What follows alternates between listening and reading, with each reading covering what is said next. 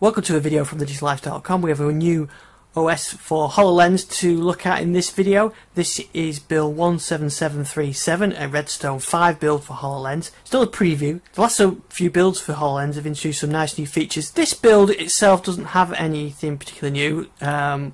You've still got the mixed reality viewer, which is new to this build, so you can view objects from Remix 3D and place them in your virtual environment. Also new in the previous build, I didn't show this on my previous video, are notifications, and I can simulate those through the Windows Community Toolkit, so I can show you that in a sec. So what about this device? Well, this build fixes some gaze issues where using a Bluetooth mouse. I'm not using a Bluetooth mouse at the moment, but if you're using a mouse and gaze was jumping around, and that's been fixed. They've fixed an issue where some toast notifications appear as a grey box, and I'll show you a toast notification in a minute.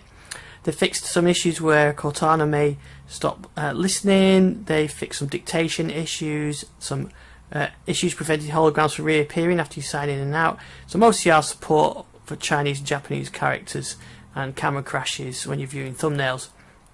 There is still investigating a bug with the share dialog not available to all apps for a while after initial boot. So if I go to share now, that may not show the full share dialog because I've just installed this build.